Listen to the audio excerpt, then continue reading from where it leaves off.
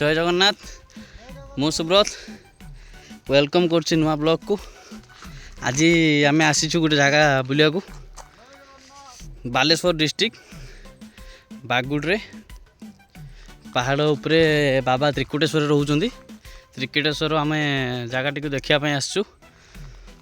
Next month आमर ये picnic कर प्लानिंग अच्छी तो से प्लेसटा देखा आसचु केमती अच्छी।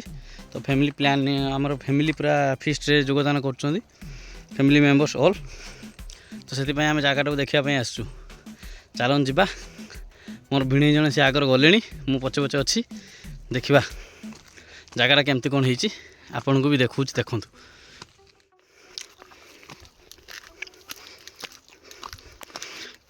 एक्चुअली आमर एटा सडन प्रोग्राम है तो से आम मूलर भिडियोटा बन पारे जगह उपर आसिक पहुँचिकी मुझे भिडियोटा बनई। तो बर्तमान आम पहाड़ उपरको चढ़ुचु। ये बाबा त्रिकुटेश्वर रोचंदी। ये केमती कौन सुविधा हम कि ना फैमिली आनला परे किसी असुविधा हेन तो से आसचु प्रथम देखापी जगह को आम गाड़ी तले रखिक उपरको आसा पड़ी। चलन जीवा देखा।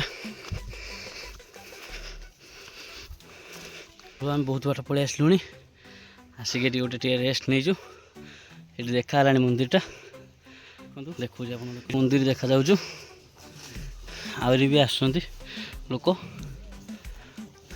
फिस्ट प्लानिंग समय आसुँच पूरा तलर भ्यूटा देखते केमती देखा जाऊँ।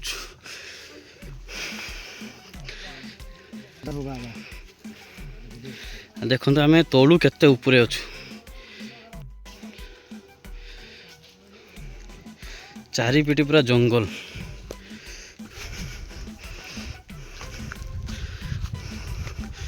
चारिपिटी जंगल घेर भितर एठी अवस्थित अच्छा बाबा त्रिकुटेश्वर।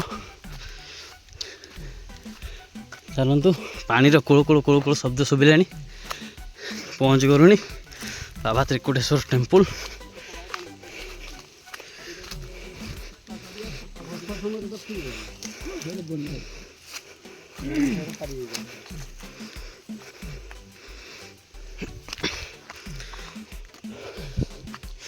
झरणार पानी ये आसुची।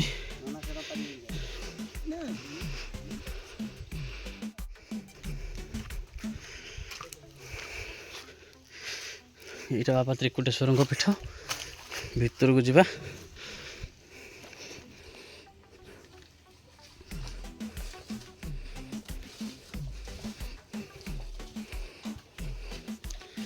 देखु देखु बाबा ये केते ऊपर विराजमान कर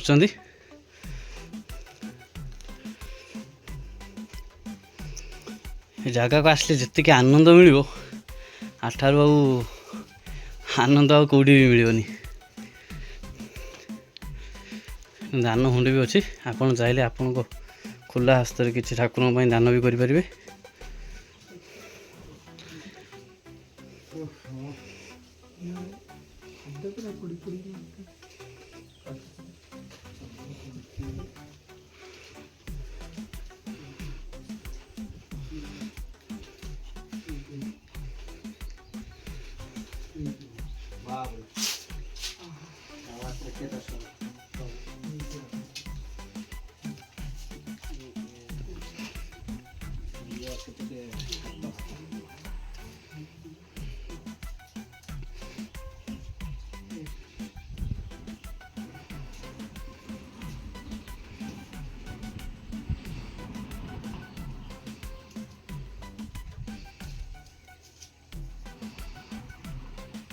दर्शन सारी बसी ऊपर चढ़ी गले बहुत थका ये किसी भाई मैंने अच्छा ये पचार एठिका रहस्य कि बुझा ठाकुर विषय। ये भाई कौन कहते बाबा विषय आमर केसरपुर जन सान भाई अच्छा ना हूँ ना हूँ डाक ना हूँ बादू जय कृष्ण नायक ना बाहर से रोच सब भगवान स्वप्न दोष हुए बुझीपार महादेव छोट सब से पिलाटा को साप नाग कामुड़े कि मेडिकल नेले भी ତାର କିଛି ବିଷ ବାହାରେନି। ଏମିତି ଯେଉଁ ବନ୍ଧୁ ତାକୁ ଲାଷ୍ଟକୁ ଘର ପାଖକୁ ନେଇକି ବନ୍ଧୁବାନ୍ଧବରେ ବି ଛାଡ଼ିଲେ, ତା ମାଉସୀ ଘରେ ଛାଡ଼ିଲେ, ସେଠି ବି ବୁଡ଼େଇକି ସବୁବେଳେ ନାଗ କାମୁଡ଼େ। ଏମିତି ଭଗବାନଙ୍କର ତାର ସହିତ ଗୋଟେ ସମ୍ପର୍କ ରୁହେ। ରହିଲା ଭିତରେ ସେ ଯେତେବେଳେ ତାର ମାଇଣ୍ଡ ମ୍ୟାଚୁରିଟି ବୟସ ହେଲା, ସେତେବେଳେ ଆମ ସହିତ ସବୁ କଥାଟାକୁ ପକେଇଲା ଯେ ଏମିତି ସବୁବେଳେ ମୋର ସ୍ୱପ୍ନ ଦୋଷ ହେଉଛି। ତାପରେ ସିଏ ଏଠି ଆସିକି ରାତିରେ ରାତି 12ଟା ବେଳେ 1 ବେଳେ ସେ ପଳେଇ ଆସି ନିଜେ ସାଧନା କରେ। ସାଧନା କଲା ପରେ ତାର ଭଗବାନ ନିର୍ଣ୍ଣୟ କରେ ଯେ ମୋର ଏଇଠି ସ୍ଥାନ ନିରୂପଣ କର। ଏଇ 3 ବର୍ଷ କି 3.5 ବର୍ଷ ହବ ଏଇ ସ୍ଥାପନ ହେଇଛି। ଭଗବାନ କହିଲା ପରେ ସେ ପିଲା ଏଠି ଭଗବାନଙ୍କର ସ୍ଥାପନ କଲା ପରେ ଚାଲିଛି ପୂଜା ପଟଳ ଚାଲିଛି। ଆଉ କେତେ ମିରାକିଲ୍ ଜିନିଷ ବି ସେ ଦେଖାଏ। ଆମେ ମାନେ ମୋ ଘରଟା ବି ଏଇଠି, ମୁଁ ଏତେ ଆସେ, ମୁଁ କେବେଳେ ନାଗ ଦେଖିତେ ପାଉନି। ସେ ଯେତେବେଳେ ଆସିବ ଫଟୋ ଉଠେଇକି ନେଇକି ଯିବ, ସେ ଜାଗାରେ ଉଠେଇକି ଦିଏ ତାକୁ ଭଗବାନ। ଆଜ୍ଞା ହଁ, ନାଗ ଦେଖା ଦିଅନ୍ତି। ସେ ପୂଜାରୀକି ନାଗ ଦେଖା ଦିଅନ୍ତି। ସେ ପୂଜାର ସ୍ୱରରୁ ଆସୁଛନ୍ତି, କିନ୍ତୁ ସିଏ ଆସିବେ ହାତୀ ଭୟ ବାଘ ଭୟର ମନା କଲା ଯେ ଆସିବନି ବୋଲି, କିନ୍ତୁ ଭଗବାନ ତାଙ୍କୁ ହେଉଛି ମାନେ ରଖିଦେଲେନି। ତାଙ୍କୁ ମାନେ ଭାରି ବିଚଳିତ କରିଲେ। ସିଏ କଣ୍ଟିନ୍ୟୁ ବି ଯେତେ ଝଡ଼ ଝଞ୍ଜା ବର୍ଷା ବାତ୍ୟା ଯାହା ବି ହେଲେ ସିଏ ଆସିକି ଭଗବାନଙ୍କ ମୁଣ୍ଡରେ ପାଣି ଦେଇକି ଯାଉଛି। ଏବେ ସିଏ ଗଲା ଜଷ୍ଟ ପୂଜା କରିକି ତଳେ ଦେଖାହେଲା। ମୋର ତ ଦେହ 2-3 ବର୍ଷ ହେଲା ଖରାପ। ମୁଁ ଟିକେ ସେ ଛୁଆକୁ ଭଲ ହେଲ୍ପ କରେ। ମୋ ଦେହ ଟିକେ ଖରାପ ହବ, ମୁଁ ଟିକେ ପଥର ଲାଇନରେ କାମ କରୁଛି, ସିଲିକୁ ସକାଶେ ମୁଁ ଟିକେ ଆସିପାରୁନି। ଆଉ କିନ୍ତୁ ମୁଁ ସେ ଛୁଆକୁ ଭଲ ହେଲ୍ପ କରେ। ଏଇ ହେଉଛି ତାଙ୍କ ମିରାକିଲ୍। ମୋ ମାଧ୍ୟମରେ କି ମୁଁ ସବୁବେଳେ ହେଲ୍ପ କରେ, ମୋ ମାଧ୍ୟମରେ କିଛି ମିରାକିଲ୍ ହେଇନି। କିନ୍ତୁ ମୋର ବହୁତ ବିଶ୍ୱାସ, ସତ୍ୟ ଜିନିଷଟାକୁ ସେ କୁହେଛି ପିଲାଟା ଆଧ୍ୟାତ୍ମିକ ଇଏରେ। ଆମେ ତା ପଛରେ ହେଲ୍ପ କରୁ। ଆପଣଙ୍କ ଘରଟା? ମୋ ଘରଟା ଜାମ୍ପଦା, ଏଇ କେଶରୀପୁର 1 କିଲୋମିଟର ତଳେ, ଏଇ ପାହାଡ଼ ତଳେ। ବୁଝିପାରୁଛନ୍ତି? ଆଉ ସରକାରଙ୍କୁ କିଛି କହିବେ, କିଛି ସାହାଯ୍ୟ ସହଯୋଗ କଲେ ଜାଗାଟାକୁ ଆଉ ଟିକେ ଉନ୍ନତ କରିପାରନ୍ତେ? ସରକାରଙ୍କୁ କ'ଣ କହୁ, ସରକାରକୁ ଯଦି ସମାଜ ଯଦି ସତ୍ୟଟାକୁ ଜାଣିକି ସମାଜ ତାଙ୍କର ଯଦି ସରକାରଙ୍କୁ ଜଣେଇବେ, ତାହେଲେ ନିଶ୍ଚିତ ପରିବର୍ତ୍ତନ ହେବ।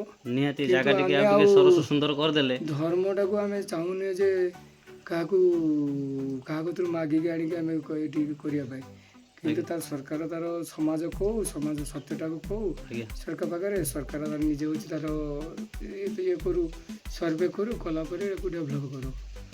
ବୁଝିପାରୁଛନ୍ତି? ଯିଏ ଭକ୍ତ ଶ୍ରେଣୀର ଲୋକ ତାର କିଛି ଆବଶ୍ୟକ ନାହିଁ, ତାର ଭଗବାନଙ୍କର ନାମ ଦରକାର। ଆମର ଡେଭଲପ୍ ସମାଜର ଯଦି ସତ୍ୟଟା ଯଦି ଆମ ପାଖରେ ଅଛି, ଆମେ ଯଦି ଜାଣି କିଛି ସମାଜ ଆମକୁ ଭଲ ବୋଲି କହିବ କି ସତ୍ୟଟା ଏଇଟା ଠିକ୍ ଭଗବାନଙ୍କର ମିରାକିଲ୍ ଅଛି, ନିଶ୍ଚିତ ସରକାର ପାଖରେ ଜଣେଇବା ଦରକାର। କିନ୍ତୁ ଆମେ କହିକି କେଉଁଠି ମାଗଣା କରିକି ଇଏ କରିବା ପାଇଁ ଆମେ ସିଏ ସବୁ ଆମ ମନର ଚିନ୍ତାଧାରା ନାହିଁ। ଆମର ମାଧ୍ୟମ ଏଇ ଜିନିଷ ସରକାରଙ୍କ ଆଖିରେ ପଡ଼ିଲେ ହିଁ ସରକାର କିଛି ଉନ୍ନତି କରିବା ପାଇଁ। ବହୁତ ଭଲ କଥା। ଏବେ ବି ରିସେଣ୍ଟ ଭାଇ ଆସିଲା ବେଳେ କହୁଥିଲେ, କହିଲେ ସେ ଯାହା ହେଉଛି ହଉ, ମୁଁ ତ ଆଗରୁ ଆସୁଥିଲି, ରାତିରେ ବି ଏଠି ରହେ, ସବୁ ପ୍ରକାର କାର୍ଯ୍ୟକ୍ରମ କରେ।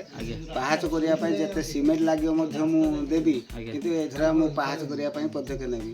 ତେଣୁ ଯାହା ହଉ ସଦୟ ବ୍ୟକ୍ତି ଯଦି ବା ଯେଉଁ ରାଜନୈତିକ ବନ୍ଧୁମାନେ ଅଛନ୍ତି ସହଯୋଗ କଲେ, ଯେମିତି ପଞ୍ଚଲିଙ୍ଗେଶ୍ୱର ମହାଦେବ ଆମର ପାହାଚ ହେଇକି ହେଇଛି, ଏଠି ମଧ୍ୟ ହେଇପାରିବ। ବହୁତ ସୁନ୍ଦର ପ୍ଲେସ୍। ସମସ୍ତେ ଥରେ ଆସିକି ଦେଖନ୍ତୁ, ତାଙ୍କର ମନସ୍କାମନା ସେ କରନ୍ତୁ। ଭଗବାନ କହିଛନ୍ତି ମୋ ଆଡ଼କୁ ପାଦେ ଆସ, ମୁଁ ତୁମ 10 ପାଦ ଦେବି। ଅଟୋମେଟିକ୍ ସେମାନେ ବିଶ୍ୱାସର ସହ ଆସନ୍ତୁ। ଆସିଲା ପରେ ନିଶ୍ଚିତ ସେଙ୍କର ଗୋଟେ ମନର ପରିବର୍ତ୍ତନ ହେବ। ତାପରେ ସେ ଦେବା ନେବା, ଭଗବାନଙ୍କୁ ଆମେ କ'ଣ ଦେବା? ଭଗବାନଙ୍କୁ ଆମେ କ'ଣ ଦେବା? ବୁଝିପାରିଲେ? ସିଏ ଚାହିଁଲେ ଯେତେ କହିଛନ୍ତି ଯେ କେଉଁଠି ତୁମେ ଅଣ୍ଟା ଭାଙ୍ଗିକି ଠିଆ ହେବ ବୋଲି। ମୁଁ ସାହି ସଂଗଠନର ଲୋକ, ମୋର ସଂଗଠନ ବି ଆମର ଚାଲିଛି। କେଇବେଳେ ଆମ ସଂଗଠନର ଅଭାବ ନାହିଁ। ଆମ ସଂଗଠନ କେ ମାଗଣା ସଂଗଠନ ନୁହେଁ, ସତ୍ୟସାଇ ସଂଗଠନ, ଦବା ସଂଗଠନ। ଆମର ଛୁଟିଆ ଗାଁଟାରେ ଆପଣ ଆସନ୍ତୁ, ନଭେମ୍ବର 23 କି କେମିତି ସବୁ ସଂଗଠନ ଦେଉଛି। ମାଗଣା ବିରୋଧୀ, ମୁଁ ଚାନ୍ଦା ବିରୋଧୀ। ଯେଉଁମାନେ ଭକ୍ତ ତାଙ୍କର ଦେଲେ ସିଏ ତ ତାଙ୍କ ଇଚ୍ଛା, କିନ୍ତୁ ମାଗଣା ବିରୋଧୀ ମୁଁ ଭାରି ବହୁତ। କିନ୍ତୁ ଆମର କିଛି ଅଭାବ ନାହିଁ।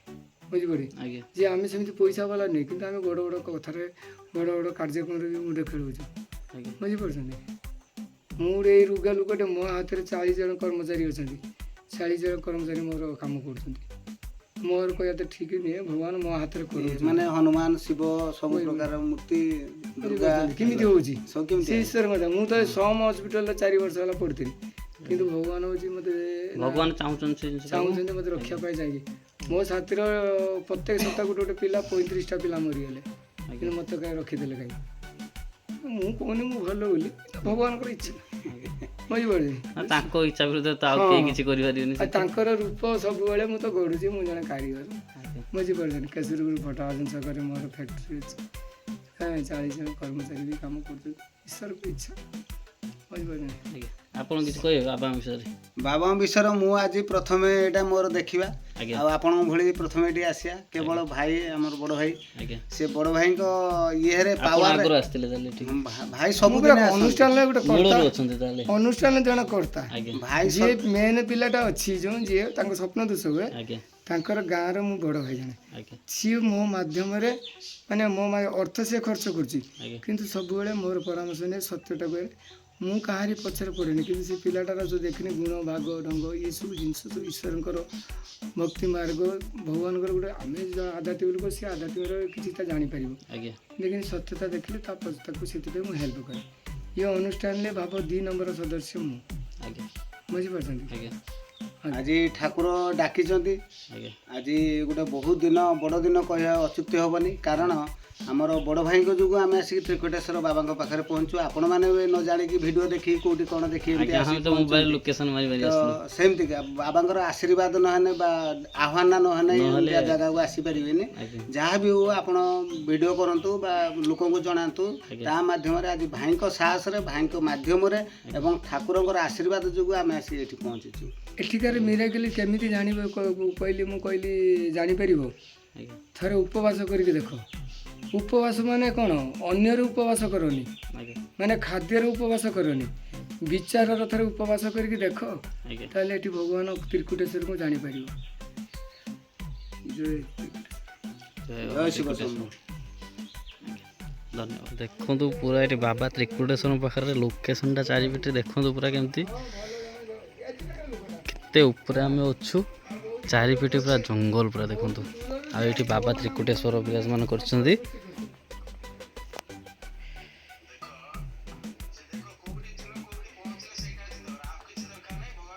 ତାଙ୍କ ମଥା ଉପରେ ଦେଖନ୍ତୁ 3 ନାଗ ଅଛନ୍ତି, ଆଉ ଉପରେ ଦେଖନ୍ତୁ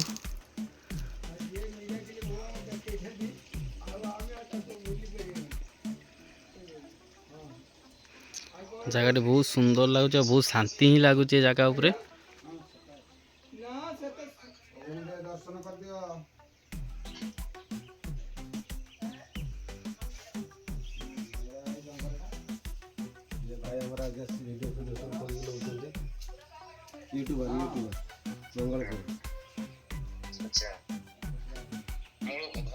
ଆସିଥିଲୁ ଆଜି ଶଳାପିଣେଇ ବାବା ତ୍ରିକୁଟେଶ୍ୱରକୁ ଦର୍ଶନ କରିବା ପାଇଁ, ଦର୍ଶନ ବି କଲୁ, ଜାଗାଟି ବି ଦେଖିଲୁ, ବହୁତ ସୁନ୍ଦର ହେଇଛି। ସାପ ବି ଦେଖିଲୁ, ସବୁ ଦେଖିଲୁ। ଆଉ କିଛି ତ ଭାଇ ଆସିଥିଲେ, ତାଙ୍କ ମୁହଁ ତ ଶୁଣିଲେ ବାବାଙ୍କର ମହିମା। ତ ଏବେ ଆମେ ଏଠୁ ବିଦାୟ ନେବୁ, ଆଉ ବାହାରିବୁ ଘର ମୁଖେ। ବର୍ତ୍ତମାନ ଟାଇମ୍ ପ୍ରାୟ 11:30 12ଟା ପାଖାପାଖି ହେଲାଣି। ତ ଭାଇ ଚାଲିଛନ୍ତି ଆଗରେ, ମୁଁ ଚାଲିଛି ପଛରେ। ତ ଆମେ ଏବେ ଯାଇ ପହଞ୍ଚିବା ତଳେ। ଆଉ ଆସିଲା ବେଳେ ଟିକେ କଷ୍ଟ ଅନୁଭବ ହେଉଥିଲା, ହେଲେ ଗଲାବେଳେ କଷ୍ଟ କିଛି ଜଣାପଡ଼ୁନି। ଆଉ ତ ସେଥିପାଇଁ ଆମେ ଚାଲିଲୁ, ତଳକୁ ଚାଲିଲୁ। ଦେଖିବା ଗାଡ଼ି ପାଖରେ ପହଞ୍ଚିକି ଆଉ ଦେଖାଉଛି ମୁଁ ଆପଣଙ୍କୁ କେତେ ଉପରକୁ ଆମେ ଆସିଥିଲୁ। ଏଇଠୁ ଥରେ ଏ ନଜାରା ଦେଖନ୍ତୁ, କେତେ ସୁନ୍ଦର, କେତେ ବିୟୁଟିଫୁଲ୍ ଲାଗୁଛି ଜାଗାଟା। ଦେଖନ୍ତୁ ଏଇଟା ସେ ଭାଇମାନଙ୍କର କହିବା କଥା କି ଏଇଟା ପୁରା ପାହୁଚ ହେଇଯିବ, ପୁରା ତଳଠୁ ଉପର ପର୍ଯ୍ୟନ୍ତ, ଯେମିତି ବାବା ପଞ୍ଚଲିଙ୍ଗେଶ୍ୱର ପାଖରେ ଅଛି ସେମିତି ପାହୁଚ ହେଇଯିବ। ଆଉ ଯେଉଁ ଦର୍ଶନ କରିବାକୁ ବି ଆସିବେ ସାଧାରଣ ଜନତା, ଏ ସାଧାରଣ ଲୋକମାନେ, ତ କାହାରି କିଛି ଅସୁବିଧା ନ ହଉ, ତ ପାହୁଚ ହେଇଗଲେ ଭଲ। ସରକାରଙ୍କ ପାଖରେ ବି ମୋ ରିକ୍ୱେଷ୍ଟ ଏତିକି କି ଏଇଟା ଗୋଟେ ଠାକୁରଙ୍କ ଜାଗା, ଏଇଟାକୁ ଟିକେ ସରସ ସୁନ୍ଦର କରିଦେଲେ, ଆଉ ଲୋକମାନେ ଟିକେ ଏଠିକି ଆସନ୍ତେ, ଏଠି ବାବା ଅଛନ୍ତି ବୋଲି ବି ଲୋକ ଜାଣନ୍ତେ, ଆଉ ଏଠି ବି ଗୋଟେ ଦର୍ଶନୀୟ ସ୍ଥାନ ହୋଇଯାଆନ୍ତା। ଆଉ ଏ ଜାଗାଟା ଟିକେ ଭଲ ହେଇଯାଆନ୍ତା, ବହୁତ ସୁନ୍ଦର ହେଇଯାଆନ୍ତା। ଦେଖନ୍ତୁ ଚାରିପିଟି ପୁରା ପାହାଡ଼ ଜଙ୍ଗଲ, ଝରଣାର ପାଣି ବି ଏଠି ଆସୁଛି ଏବେ ବହୁତ ସ୍ଲୋ ଆସୁଛି। ଆଉ ସେଥିପାଇଁ ଆଉ ଭିତରକୁ ଯାଇ ହେଲାନି। ବର୍ଷା ଦିନ ଟିକେ ଜୋରରେ ପାଣି ଆସେ। ଆଉ ଏଠି ଦେଖନ୍ତୁ ଏଇ ବର୍ତ୍ତମାନ ଗୋଟେ ସେଇ ଝରଣାର ପାଣିଟା ଏଇପଟେ କ୍ରସ୍ କରେ, ଏଇ ରୋଡ଼ ଉପରେ ଦେଇକି ପାଣି କ୍ରସ୍ କରେ। ଆଉ ଦେଖଉଛି ଏଇଟା ବର୍ତ୍ତମାନ ଦେଖନ୍ତୁ ପୁରା ଶୁଖିଲା, ପାଣି ଫାଣି ଆସୁନାହିଁ ଏଠିକି। ଯଦି ବି ଆସୁଛି ଏଠି ଉପରେ ଗୋଟେ କୁଣ୍ଡ ଅଛି, ସେ କୁଣ୍ଡ ପାଖରେ ରହିଯାଉଛି ପାଣି, ତଳକୁ ବି ଆସୁନାହିଁ ପାଣି। ଆଉ ଚାଲନ୍ତୁ ଗାଡ଼ି ପାଖରେ ପହଞ୍ଚିକି ଫାଇନାଲି ଆମେ ଆସିକି ଗାଡ଼ି ପାଖରେ ପହଞ୍ଚିଗଲୁ। ତଥାପି ଗାଡ଼ିକୁ ଆମେ ବହୁତ ଉପରକୁ ନେଇ ଆସିଥିଲୁ। ଦେଖନ୍ତୁ ମୋ ପଛପଟେ ଆହୁରି ତଥାପି କେତେ ତଳକୁ ଯିବାର ଅଛି ତଳୁ ଆମକୁ। ଆଉ ଏପର୍ଯ୍ୟନ୍ତ ରୁଟ୍ ବି ଦେଖାହେଇନି। ଏଠି ଆମେ ଅଛୁ, ଉପରକୁ ନେଇ ଆସିଥିଲୁ ଗାଡ଼ି। ଏଇ ଯେ ଗାଡ଼ି ଛିଡ଼ା ହେଇଛି ଦେଖନ୍ତୁ। ଆଉ ସେଠି ଭାଇ ଗଛରେ କ'ଣ ଫୁଲ ଫୁଟିଛି, ଏଠି ଫଟୋ ଉଠାଉଛନ୍ତି। ଏଇଠି ମୁଁ ଦେଖୁଛି ପାଖକୁ ଆସିକି।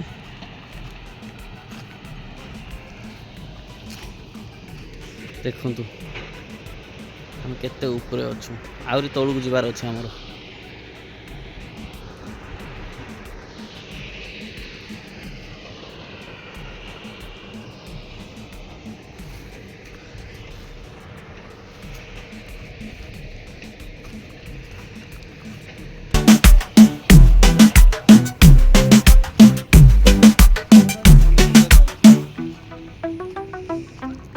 ଏଇଠି ଝରଣା ପାଣି ଯାଉଛି, ଏଇଠି ଦେଖିବା ପାଣି ଆସୁଛି କି ନାହିଁ।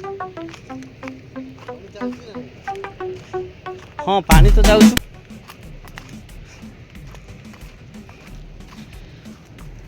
ସେଠି ତ ଟୁକୁ ନାହିଁ, ଏଠି ଗୋଟେ ଅଜବ ଲାଗୁଛି। ହଁ ଟୁକୁ ନାହିଁ, ଏ ଅଜବ ଲାଗୁଛି। ସେଠି ତ ଆମେ ଆସିଲେ କ୍ରସ୍ କରିକି ପାଣି ଆସୁନଥିଲା, ଏଠି କୋଉଠି ପାଣି ଆସୁଛି।